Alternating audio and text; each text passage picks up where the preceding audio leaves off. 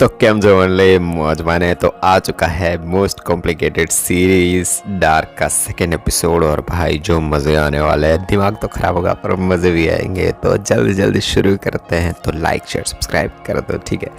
9 घंटे बीत चुके हैं, मिकल को गायब हो चुके हैं, अभी तक वो पता नहीं मिला ही नहीं है। एक आदमी एक ब्रीफ केस लेके जंगल से आते हुए दिखाई पड़ता है और जोनस की आंखें एकदम से खुल जाती है। वो आईने में देखता है तो उसको जो कान है ना, उसके पीछे से कुछ काला कलर का खून है, पता नहीं क्या निकल रहा है। और उसको फिर से उसके पापा माइकल है ना, वो दिखते हैं उसके पीछे ही। इस बार सच में उसका सपना खुल जाता है और सपने में सपना, पता नहीं भाई क्या चल रहा है। वो मूवी देख रहा है क्या, इंसेप्शन देखने लग रहा है। जो बच्चा जंगल में मिला था ना, उसके बारे में इन्वेस्टिगेशन चलती है। उसकी जो आंखें फटी हुई है और वो सब कुछ। उसकी मौत अंदाजन 16 घंटों पहले हुई है। आंखें जल चुकी है, पर एक अजीब बात है कि उसके ईयर के नर्व्स फट चुके हैं, कान के पर्दे भी फट चुके हैं बहुत ही ज़्यादा गंदे तरीके से। अल्ड्रिक उसके बेटे को ढूंढते ढूंढते वो गुफा है ना, उसके अंदर बहुत ही अंदर चला जाता है। उसे एक दरवाज़ा भी मिलता है बहुत ही अंदर जाने के बाद, और उस पर एक निशान बना होता है रेडियो एक्टिव साइन का। और उसे पता चल जाता है कि ये शायद जो पावर प्लांट है ना, उसी का दरवाज़ा है। मैग्नस फ्रांसिस्का है ना, उसको रोकता है और पूछता है वो रात के बारे में कि तुम वहाँ पे कैसे पहुँची थी और सब कुछ। तो वो बताती है कि उसको तुम बातें कर रहे थे ना मैग्नस लोग, वो ड्रग्स ले जाने का, तो वो सुन लिया था उसने, इसलिए वो वहाँ पे पहुँच गई थी। परेशान होकर मैग्नस वहाँ से निकल जाता है फ्रांसिस्का से बात करके। पुलिस हर जगह अनाउंस कर रही होती है कि उन 2 बच्चों को गायब होते हुए बहुत टाइम हो चुका है, कहीं पे मिले, और सब कुछ इन्फॉर्मेशन दे रही होती है। अल्ड्रिक के पापा ट्रोंटे उनके जैकेट पर मिट्टी लगी हुई है ना रेड कलर की, वो छुपाते हुए दिखाई पड़ते हैं। जेना जो उसकी माँ है अल्ड्रिक की, वो पूछती है कि कल रात को कहाँ थे तुम, और कार में इतनी मिट्टी कैसे है। ट्रोंटे कहता है कि यहीं पे था मैं, और गैस स्टेशन चला गया था, इसलिए कार में मिट्टी विट्टी ऐसे लगी होगी। जेना कहती है कि ये पहले भी हो चुका है, ये सब कुछ वापस हो रहा है जैसे पहले हो चुका था। कैथरीना मार्था को बताती है कि मदर्स डे के दिन 1986 में जब तुम्हारे पापा 15 साल के थे ना, तब उनका भाई जो मैड था वो सिर्फ 3 साल का था। तब मैड भी गायब हो गया था, जो कभी भी अभी तक नहीं मिला है, वो तब से गायब हो चुका था। वो और मार्था दोनों दुखी होते हैं बहुत ही ज़्यादा माइकल के गुम हो जाने की वजह से। बार्टोश मार्था से बात करने की कोशिश करता है, कॉल करता है, पर मार्था कॉल नहीं उठाती। शार्लेट बताती है कि जिस बच्चे की लाश मिली है ना, वो एरिक की भी नहीं है और ना जो माइकल है ना उसकी है। कुछ मिट्टी भी मिली है उसके साथ साथ। इसके जो कपड़े और वो सब कुछ है ना, वो 1980s का है। उसके पास वॉकमैन है और एक कॉइन है जो 1986 का है, और एक कैसेट भी है इसके पास। शार्लेट वॉलर को आगे काम करने का कहती है कि इसको जो भी मिली है ना, उन चीज़ों आगे बढ़ाओ, अपनी इन्वेस्टिगेशन शुरू करो आगे। अल्ड्रिक उस दरवाजे के बारे में शार्लेट को बताता है जो उसको मिला ना गुफा के अंदर, और कहता है कि न्यूक्लियर पावर प्लांट है ना, उसका सर्च वारंट चाहिए हमें, ताकि अंदर जाके देख सके माइकल वहाँ हो सकता है। शार्लेट कहती है कि वो एक हाई सिक्योरिटी एरिया है, उसमें ऐसे ही हम नहीं जा सकते हैं। अल्ड्रिक बताता है कि ये सब कुछ पहले भी हो चुका है, उसी की तरह ही सारी चीज़ें हो रही है। मेरा जो भाई था ना, वो भी न्यूक्लियर पावर प्लांट है ना, उसी के आसपास गायब हुआ था, ये सब कुछ कनेक्टेड है। तो शार्लेट कहती है कि ठीक है, मैं सर्च वारंट के लिए रिक्वेस्ट भेजने की ट्राई करती हूँ। अलेक्जेंडर टेडमैन उस एरिक के पापा को कुछ काम करने के लिए कहते हैं कि आज रात को ही हो जाना चाहिए, और वो उस काम के लिए उसको थोड़ा बहुत प्रेशर भी करते हैं कि आज रात को ही करना है वो सब कुछ। फॉरेस्ट होटल में वो आदमी था ना जो एपिसोड की शुरुआत में दिखाया गया था, वो रेजिना से आके एक रूम मांगता है कि मुझे यहाँ पे रहना है, एक रूम दे दो। जेना उसके बेटे मैड को कुछ खिलौने के साथ दिखाई देती है, उसके पुराने खिलौने और सब कुछ निकालती है, और कोई आदमी गुफा में से एकदम से बाहर आता हुआ दिखाई देता है।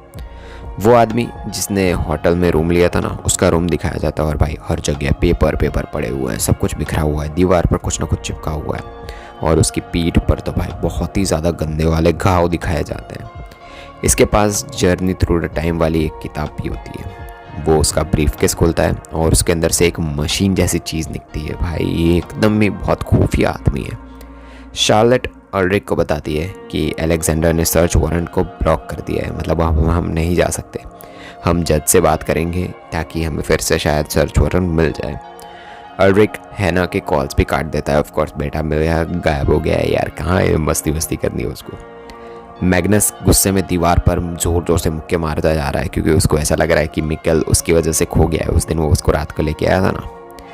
जॉनस उसके पापा के रूम में जाता है और एक पेपर ढूंढ लेता है। ऊपर एक कुछ जगह उसको मिलती है, उसमें से एक पेपर ढूंढ लेता है और वो पेपर के अंदर जो विंडन है ना, उसकी पूरे केव्स की पूरा मैप होता है उसके अंदर।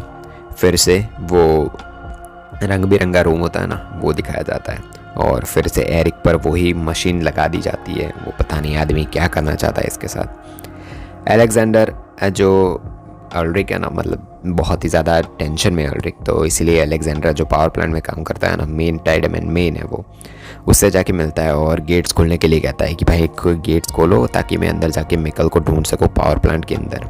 अलेक्जेंडर जवाब देता है कि मेरे लोग यहाँ पर रोज़ पेट्रोलिंग करते हैं और अगर मिकल यहाँ पे होता तो पता चल जाता, मिल जाता वो।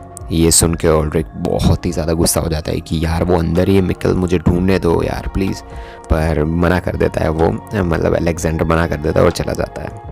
उधर बार्टोश एरिक था ना, उसके जो ड्रग्स और वो सब कुछ लेके आए थे ना वो लोग, जो आगे वो गुफा के आगे उनको मिला था, तो वो सामान और सब कुछ देखता है तो उसके अंदर उसको एक फ़ोन भी मिलता है जिसके अंदर एक पासवर्ड लगाया गया और वो खुल नहीं रहा है उससे। हैना डायरेक्ट ऑल्ड्रिक को मिलने आ जाती है पुलिस स्टेशन में और ऑल्ड्रिक बहुत ही ज़्यादा गुस्सा हो जाता है और अंदर ले जाता है हैना को और कहता है कि मैं अभी ये सब कुछ नहीं कर पाऊँगा, मैं तुम्हें कॉल करूँगा बाद में, अभी नहीं हो पाएगा मुझसे ये सब कुछ। ऑल्ड्रिक सबूत ढूंढ रहा है और उसे दिखता है कि उन कार्स के जो निशान थे ना मिले थे, वो किसी वैन के हैं और वो सोचता है कि ओबेनडॉर्फ के पास तो वैन है तो वो हो सकता है इन सब चीज़ों के अंदर।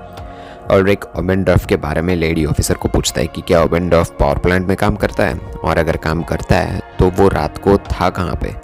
लेडी ऑफिसर कहती है कि ओबेनडॉर्फ कभी कभी वहाँ डिलीवरी करने जाता है पावर प्लांट में और ज़रूर पता नहीं जाता भी होगा, पर यही पता नहीं है मुझे कि कल रात को गया था या नहीं गया था। और एक सीधा ओबेनडॉर्फ का जो गैराज है ना, उसके घर में चेकिंग करने, उसके घर में जहाँ पे जितनी चीज़ें वहाँ पे चेकिंग करना शुरू कर देता है। घुस जाता है वो सीधा अंदर छुपे छुपे और बारिश हो रही है ख़तरनाक वाली। दरवाज़ा खुला देख ऑल्ड्रिक के आने की आवाज़ से ओबेनडॉर्फ है ना, वो गन लेके सीधा वो गैरेज के अंदर और जितनी भी चीज़ें रखी है ना वहाँ पे देखने अंदर सीधा घुस जाता है वो भी गन लेके। ऑल्ड्रिक को वहाँ अंडरग्राउंड से कुछ मिलता है और तभी ओबेनडॉर्फ गन लेके उसके ऊपर तान देता है कि भाई क्या है, मत रखो, वो चीज़ नीचे रख दो।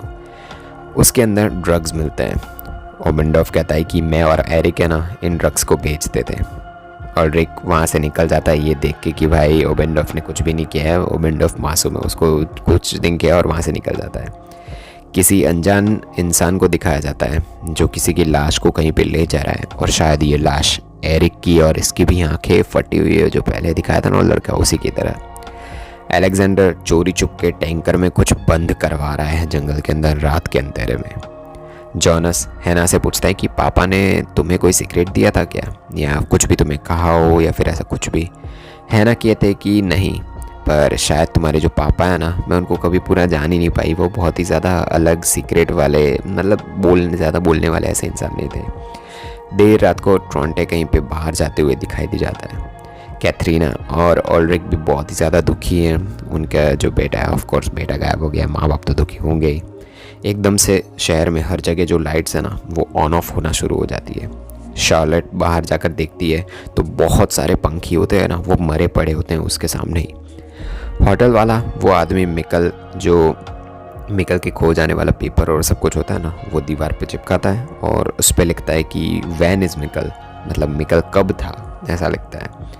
मिकल को गुफा से बाहर आते हुए दिखाया जाता है। भाई मैं मिकल तो जिंदा है और एकदम से भाई ये देखो कैसे कॉम्प्लिकेटेड होता जाता है शो, मज़ा आएगा, इजी वे में हम एक्सप्लेन करेंगे।